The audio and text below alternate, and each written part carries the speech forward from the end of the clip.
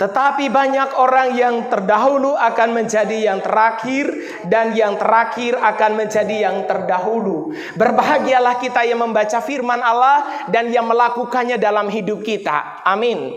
Ibu bapak, ada dua perikop yang diperlihatkan kepada kita, dan ini merupakan keterwakilan dari orang-orang yang menjadi pengikut Kristus. Yang pertama adalah satu orang yang diwakilkan oleh seorang yang sangat kaya, dan pada waktu itu dia ingin meminta sebuah penegasan dari Kristus tentang bagaimana caranya supaya ia mendapatkan kerajaan Allah dan menjadi seorang pengikut Kristus. Ibu bapak, jawaban Kristus rupanya membuat dia sedih. Karena apa yang dia cintai dan apa yang merupakan kekayaan, sesuatu yang berharga yang dia miliki, harus dia lepaskan untuk menjadi pengikut Kristus. Tapi perikop yang kedua bercerita tentang Petrus yang yang mewakili para rasul kala itu. Saudaraku, sebagai perwakilan para rasul, Yesus mengatakan hal ini kepada Yesus. Dia katakan seperti ini, mungkin bahasa sederhananya, "Guru, kami sudah meninggalkan semuanya. Kami sudah tinggalkan keluarga, kami sudah tinggalkan semua harta, kami sudah tinggalkan rumah kami untuk melayani Engkau." Saudaraku, pernyataan Petrus ini bukan pernyataan kesombongan, karena faktanya demikian. Ketika Yesus memanggil mereka menjadi muridnya, dalam suatu perjalanan, suatu ketika Yesus berjumpa dengan mereka, saat mereka sedang menjala ikan, Yesus katakan kepada mereka, "Mari ikutlah aku." Sejak itu mereka tinggalkan semua hal. Saudaraku yang dikasih oleh Tuhan, pernyataan Petrus sekali lagi ini bukan nada kesombongan bahwa dia telah melakukan sesuatu yang baik di hadapan Kristus. Dia sudah melakukan hal yang luar biasa sebagaimana seharusnya. Saudaraku, pernyataan yang seperti ini dijawab oleh Tuhan Yesus untuk meneguhkan mereka bahwa mereka sudah memiliki pilihan yang tepat dibandingkan orang yang sebelumnya dalam cerita di atas. Maka Yesus meneguhkan mereka.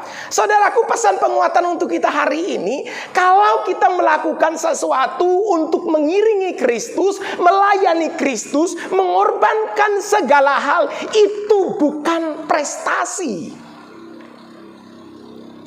Kalau kita mengikut Kristus, berkorban, melayani, dan melakukan sesuatu, itu bukan prestasi. Itu yang dikatakan oleh Tuhan Yesus kepada Petrus. Dia teguhkan mereka dengan perkataan bahwa yang kalian lakukan itu sudah tepat dan mesti harus seperti itu. Nah, yang ingin saya sampaikan dalam pesan penguatan firman Tuhan hari ini, mengapa Yesus menyebutkan pilihan Petrus itu sebagai pilihan yang tepat? Itu yang akan kita renungkan di sore hari ini.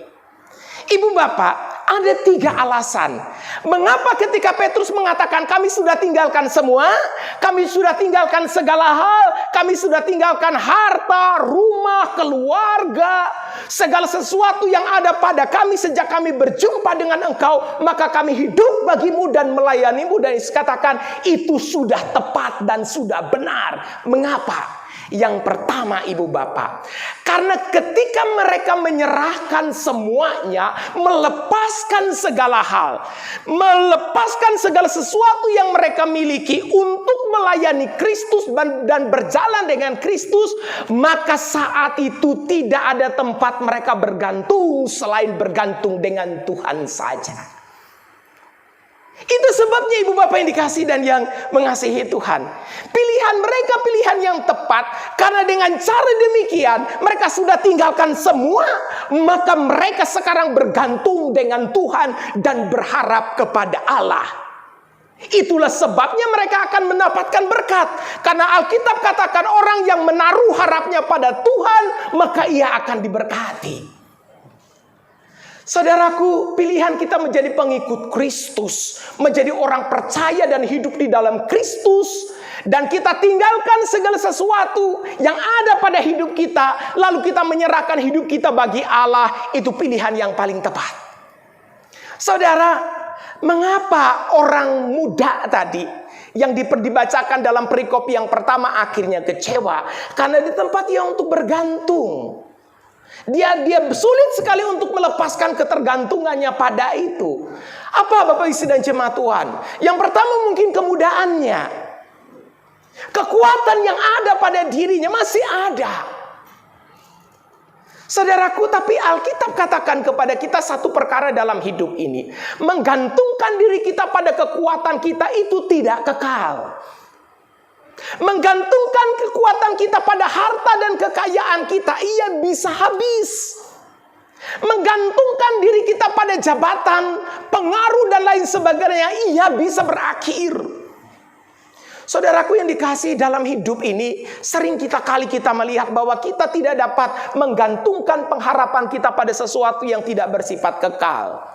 Kadang-kadang kekayaan itu bisa hilang dalam satu malam, Ibu Bapak. Saya pernah melihat sebuah kebakaran besar. Siang itu segala sesuatu berjalan dengan baik, tapi petang hari terjadi kebakaran yang menghabiskan semuanya. Itulah sebabnya kekayaan tidak dapat menjadi tempat bagi kita bergantung. Kekuatan kita, Ibu Bapak, kita manusia yang sangat rentan. Saudaraku yang dikasihi dalam Yesus Kristus, kami pernah mengalami. Pada waktu masih kecil saya teringat sekali bahwa orang tua masih dalam keadaan sehat gitu ya. Segala sesuatu bisa berjalan dengan baik. Almarhum papa saya masih sehat. Saya ingat sekali pada waktu itu bagaimana enaknya hidup ini. Tapi suatu ketika papa saya tertidur, Ibu Bapak, di siang hari, istirahat siang hari, ada benda jatuh dari pembaringannya. Aki besar, dan ketika itu terjatuh itu membuat papa kaget, dan kagetnya itu membuat dia stroke. Bayangkan, kesehatan itu tidak dapat kita andalkan, Ibu Bapak. Pengaruh.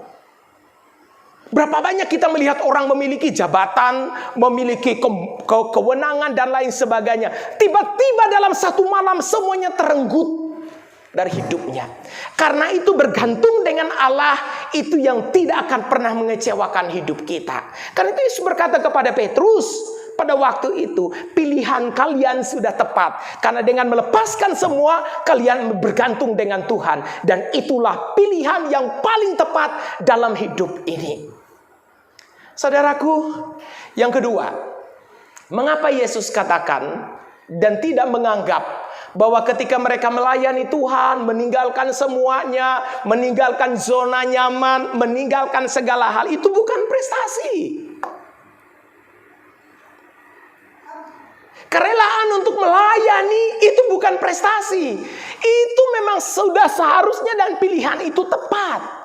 Pertama tadi, karena dengan melepaskan segala sesuatu kita hanya bergantung pada Tuhan. Tapi yang kedua, Ibu Bapak, Yesus menjanjikan kepada kita dan Kristus tidak pernah ingkar janji. Manusia bisa mengulur janjinya, bahkan melupakan apa yang pernah ia janjikan. Tapi Yesus tidak pernah melupakan janjinya. Apa janji Tuhan? Ayat 29.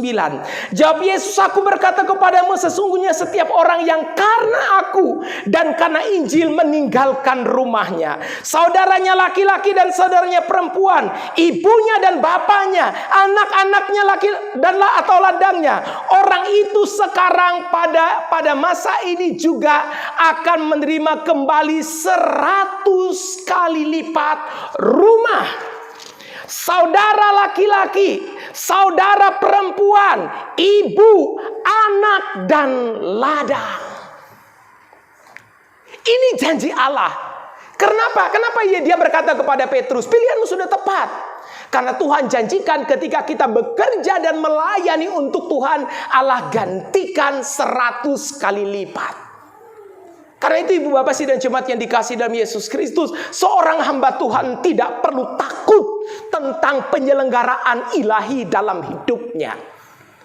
Kita yang melayani Tuhan, kita yang menyerahkan hidup kita bagi Allah, jangan pernah khawatir tentang cara Tuhan melayani, memberkati kita. Sidang jemaat yang mengasihi Tuhan, kesediaan bagi kita untuk membagikan waktu, hidup, pekerjaan, bahkan pundi-pundi yang ada pada kita.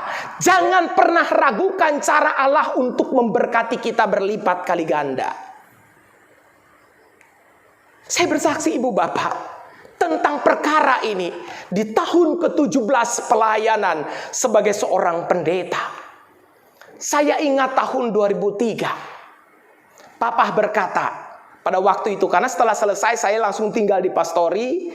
Ketika mau berangkat ke Vikar itu Papa berkata seperti ini, besok kalau berangkat jangan dari pastori, berangkatlah dari rumah ini. Karena saya hidupnya di pastori ibu bapak. Sebelum jadi vikar itu hidupnya di pastori. Berangkatlah dari rumah ini. Karena di rumah ini engkau dibesarkan dan engkau didoakan. Ibu bapak benar apa yang Tuhan janjikan. Di setiap tempat itu Allah memberkati sedemikian rupa. Allah berikan orang tua yang melindungi. Allah berikan saudara-saudara yang mendampingi. Allah memberikan ladang-ladang tempat untuk hidup dan diberkati. Allah cukupkan makan dan minum. Saudaraku, tempat itu bukan sumber berkat. Kadang-kadang kita ragu terhadap sebuah tempat. Sehingga ketika Tuhan mengutus kita menjadi kecil dan khawatir. Yesus katakan, percayalah kepadaku, karena tempat itu bukan sumber berkat, tapi Allah yang hadir di tempat itulah yang menyatakan berkat untuk kita. Sehingga di setiap musim keadaan, entah dia di padang gurun atau di sebuah tanah yang subur, ketika Tuhan ada, selalu ada berkat dalam hidup kita. Saudaraku yang mengasihi Tuhan, jangan pernah takut. Allah janjikan berkat untuk kita. Kadang-kadang kita terlalu khawatir dan takut untuk melepaskan sesuatu yang kelihatannya besar, padahal kecil. Karena Allah ingin memberikan sesuatu yang lebih besar bagi kita pada tempat yang Ia ingin tunjukkan untuk hidup kita. Saudaraku yang mengasihi Tuhan, mengapa Yesus katakan pilihanmu sudah tepat? Karena dengan bergantung kepada Allah, hidup kita ada di dalam berkat. Yang kedua, karena Tuhan akan menyediakan berkat-berkatnya. Apa yang kita tabur, itu akan kita tuai dan berlipat kali ganda. Sehingga di setiap tempat dan kesempatan jangan takut ibu bapak. Setiap situasi jangan ragu untuk terus melayani dan melakukan sesuatu untuk Injil Kristus. Yang ketiga, ayat yang ketiga, Markus pasal 10 ayat yang ke 32 ya. 32 demikian, 29. Jawab Yesus, aku berkata kepadamu, sesungguhnya setiap orang yang karena aku dan karena Injil meninggalkan rumahnya, saudaranya laki-laki dan saudaranya perempuan, ibunya atau bapaknya, anaknya laki-laki atau ladangnya, orang itu sekarang pada masa ini juga, perhatikan baik-baik, pada masa ini juga, tidak tunggu besok, akan menerima kembali 100 kali lipat rumah, saudara laki-laki, saudara perempuan, anak ladang, sekalipun disertai berbagai penganiayaan. Dan pada masa yang akan datang, ia akan menerima hidup yang kekal. Saudaraku, kata hidup yang kekal itulah yang menjadi tujuan kita bersama dan tujuan orang muda yang kaya tadi. Saudaraku, apa yang kurang dalam hidupnya? Kekayaan, kehormatan, segala sesuatu. Tapi satu yang kurang dalam hidupnya. Satu, jaminan tentang hidup yang kekal itu. Karena itu ia bertanya. Lalu Yesus katakan, tinggalkan semua, ikutlah aku. Berjalanlah bersama denganku. Saudaraku, ketika itu dilakukan dan Petrus katakan, ya kami sudah lakukan itu Tuhan. Yesus katakan, hidup yang kekal engkau dapatkan. Saudaraku, itu harta terindah, harta yang terbesar, kekayaan yang paling mulia, jaminan sampai di keabadian, kekayaan orang percaya di dalam Tuhan. Itu sebabnya kenapa ketika kita mengikut Kristus, itu pilihan yang tepat bagi yang percaya pada Yesus akan diselamatkan. Terakhir saya ingin sampaikan Ibu Bapak, ketika kita mengikut Yesus, ada satu bagian yang Yesus katakan di dalam Markus pasal yang ke-10 itu. Saya baca untuk kita. Sekalipun ayat 30 bagian C terakhir, sekalipun disertai berbagai penganiayaan. Kita mendengar hal-hal yang indah yang dikatakan oleh Yesus tentang 100 kali lipat. Harta, orang tua, persahabatan, kasih dan sebagainya. Tapi jangan pernah lupa, Yesus memberitahukan, karena mengikut Kristus, bekerja bagi Injil, kita harus menderita. Ini yang harus kita bayar. Karena Injil, bagian kita membayar harga. Mengikut Kristus harus ada kerelaan untuk mengalami saat-saat yang sulit dan berat. Yesus katakan ini Ibu Bapak. Yesus beritahukan ini. Akan ada banyak gelombang yang akan kita hadapi karena kita mengikut Kristus. Akan ada penderitaan, akan ada kesulitan, akan ada berbagai macam hal yang menyulitkan kita karena Injil dan karena pemberitaan. Tapi karena Yesus sudah memberitahukan hal itu kepada kita, jangan takut. Karena janjinya, penyertaannya sempurna di setiap jalan. Aku menyertai engkau sampai akhir zaman. Itu kalimat terakhir Kristus ketika ia ada di bumi ini. Sebelum ia naik ke surga. Dan ketahuilah, aku menyertai kamu senantiasa.